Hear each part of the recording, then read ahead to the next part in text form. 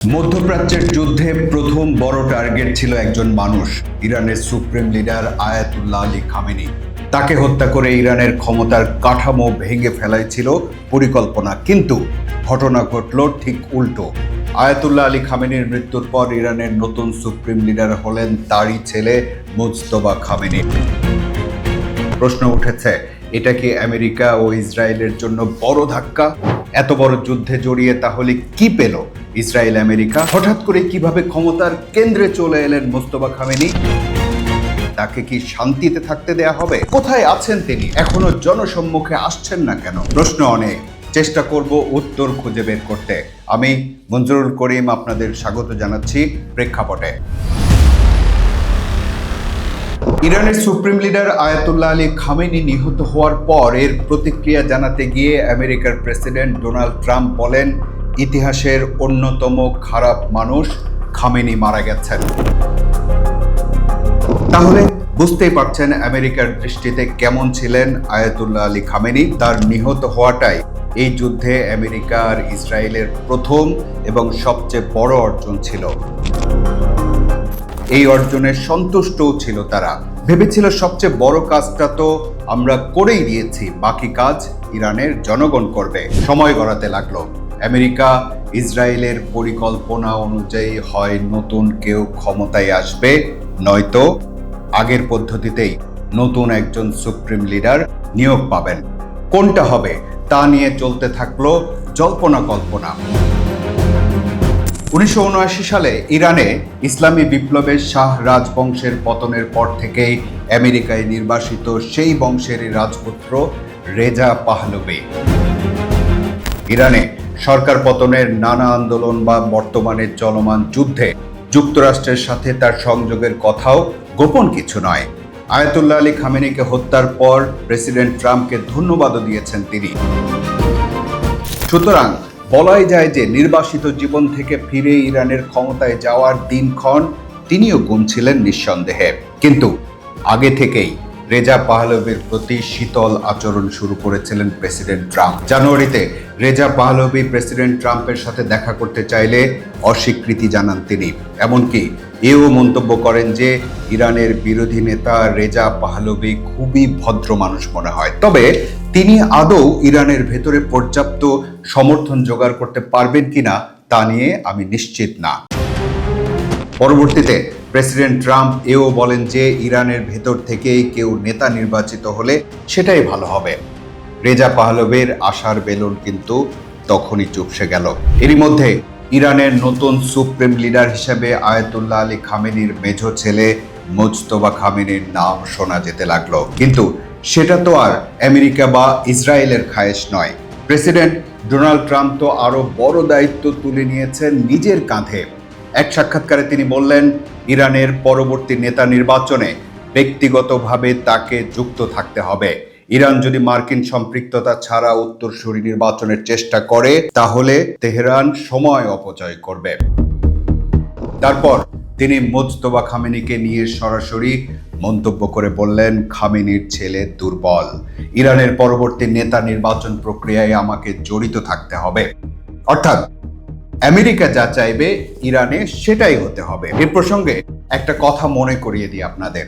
New ইয়র্কের mayor নির্বাচনের আগে জোহরান মামদানিকেও প্রেসিডেন্ট ট্রাম্প এমন তীব্র আক্রমণ করতেন।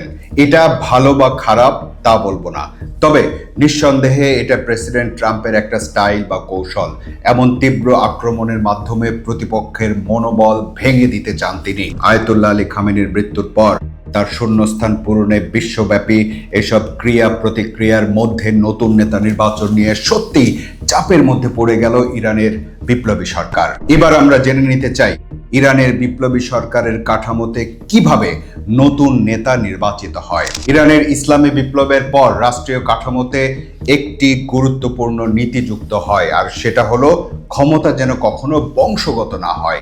এ কারণেই 1979 সালের বিপ্লবের মাধ্যমে যে রাষ্ট্র ব্যবস্থা তৈরি হয় সেখানে সুপ্রিম লিডার নির্বাচন করার দায়িত্ব দেওয়া হয় একটি শক্তিশালী ধর্মীয় পরিষদকে, অ্যাসেম্বলি অফ এক্সপার্টস। এই পরিষদের সদস্যরা সাধারণত ইরানের সমাজের শীর্ষ ধর্মীয় আলেমরা হয়ে থাকেন। তাদের কাজ হলো সুপ্রিম লিডার নির্বাচন করা এবং প্রয়োজনে তাকে অপসারণ করা। কিন্তু এখন তো পরিস্থিতি বিরূপ। এমন যুদ্ধ পরিস্থিতির মধ্যে কিভাবে নির্বাচনের দায়িত্বে থাকা ব্যক্তিরা সরাসরি অংশ নিয়ে নেতা নির্বাচন করবেন? এটাই আসলে বড় সমস্যা হয়ে উঠল। জানা গেল ইরানের প্রভাবশালী ধর্মীয় পরিষদ সম্ভাব্য উত্তরসূরি নিয়ে প্রায় সংখ্যাগরিষ্ঠ মতৈক্যে পৌঁছেছে। তবে আনুষ্ঠানিক ঘোষণা করার আগে কিছু প্রক্রিয়াগত বাধা রয়ে গেছে। সেই বাধাটা কি? ইরানের সংবিধান অনুযায়ী সর্বোচ্চ নেতা নির্বাচনের দায়িত্ব 88 জন সদস্যের ধর্মীয় পরিষদের। নতুন নেতা নির্বাচনের জন্য বৈঠক হওয়া জরুরি, কিন্তু সেই বৈঠকে যে আমেরিকা আর ইসরায়েল হামলা করবে না তার কি নিশ্চয়তা আছে? তারপর হয়তো বৈঠকটা ভার্চুয়ালি হয়েছে এবং ইরানের নতুন সুপ্রিম লিডার বা সর্বোচ্চ নেতা নির্বাচিত হলেন। তার নাম মোজতবা খামেনি। তিনি আগের সুপ্রিম লিডার আয়াতুল্লাহ আলী খামেনির দ্বিতীয় সন্তান। এই ঘটনা চমকে দিল সারা বিশ্বকে। আমেরিকা ইসরায়েলের এত চোখ রাঙানি আর হুমকি ধামকির মধ্যেও আবারও খামেনি পরিবারেরই একজন ইরানের সুপ্রিম লিডার। কেন এত ঝুঁকি নিয়েও মোজতবা খামেনিকে সুপ্রিম লিডার করা হলো, সেটাই এখন সবচেয়ে বড় প্রশ্ন। সেই উত্তর খুঁজতেই আমরা একটু ফিরে যাব খামেনি পরিবারের ভেতরের গল্পে। এর মধ্যে বলি, যদি আমার কাজগুলো আপনার ভালো লাগে তাহলে এই চ্যানেলটি সাবস্ক্রাইব করে রাখুন, এটা অনুরোধ।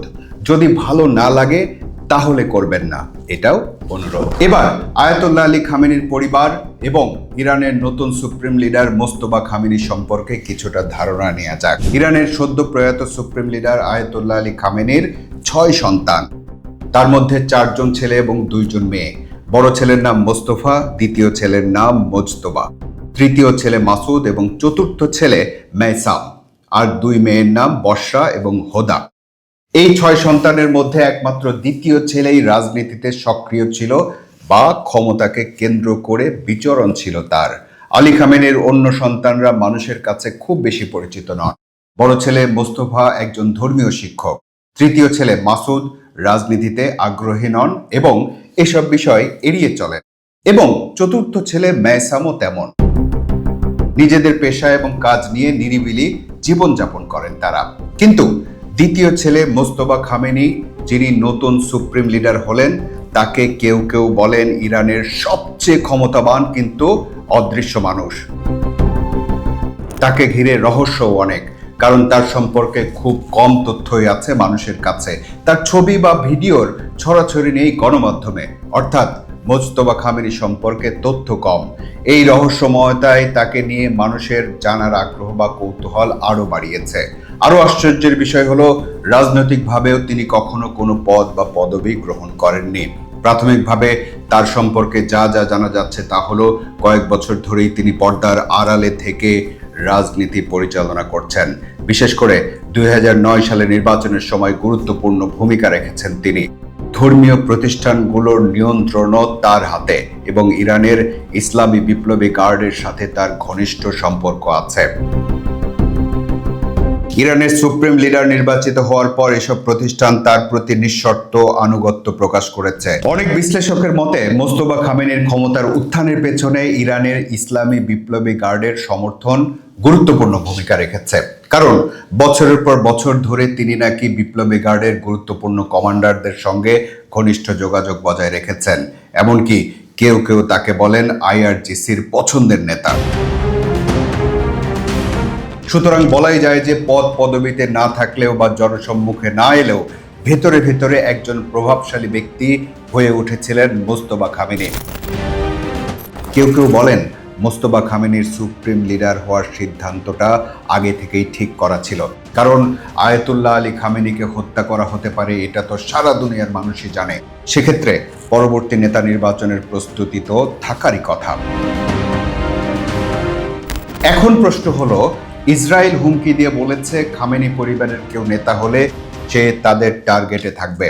আমেরিকা বলেছে মোজতবা খামেনি দুর্বল। তাহলে এত সব ঝুঁকির মধ্যেও আরেকজন খামেনি কিভাবে ইরানের সুপ্রিম লিডার হলো? বিশ্লেষকরা বলছেন মোজতবা খামেনিকে সুপ্রিম লিডার নির্বাচিত করে ইরান, আমেরিকা আর ইসরায়েলকে এই বার্তা দিতে চেয়েছে যে বাইরের শক্তির চাপিয়ে দেওয়ার সিদ্ধান্ত মেনে নেবে না তারা। আরেক বিশ্লেষক বলছেন এত বড় পরিসরের সামরিক অভিযান চালিয়ে এত ঝুঁকি নিয়ে শেষ পর্যন্ত ৮৬ বছর বয়সী একজন মানুষকে হত্যা করা, আর তারপর তার জায়গায় তারই কট্টরপন্থী ছেলেকে বসতে দেখা, এটা যুক্তরাষ্ট্রের জন্য বড় ধরনের অপমান। হয়তো ইরান এই অপমানটাই করতে চেয়েছে, তাই এক খামেনির পর আরেক খামেনি এখন ইরানের সর্বোচ্চ নেতা। আরেকটি যুক্তি হলো, খামেনি পরিবারের কাউকে নেতা না বানিয়ে অন্য কাউকে সামনে নিয়ে আসলে বর্তমান অবস্থায় ইরানকে কি টিকিয়ে রাখা সম্ভব? যদিও সমালোচকরা বলছেন 1979 সালে ইসলামী বিপ্লবের পর বংশগত ক্ষমতার পথে আর হাঁটতে চায়নি ইরান। আয়াতুল্লাহ আলী খামেনির পর মোস্তফা খামেনির ক্ষমতায় আসার মাধ্যমে কি ইরানে এক ধরনের ধর্মীয় রাজতন্ত্র শুরু হলো? মোস্তফা খামেনি ইরানের সর্বোচ্চ নেতা নির্বাচিত হওয়ার পর সাংবাদিকরা প্রেসিডেন্ট ট্রাম্পের কাছে জানতে চেয়েছিলেন তাকে নিয়ে কি পরিকল্পনা। উত্তরে ট্রাম্প বলেছেন, আমি আপনাদের বলবো না, আমি বলবো না, তবে আমি তার উপর খুশি নই। ইরানের সুপ্রিম লিডার নির্বাচিত হয়েছেন, তবুও রহস্যময়তা থেকে বেরিয়ে আসেননি বা আসতে পারেননি Mostafa Khamenei. Iran's new supreme leader is still nowhere to be seen. গত 10 মার্চ CNN এর খবরের শিরোনাম এটি।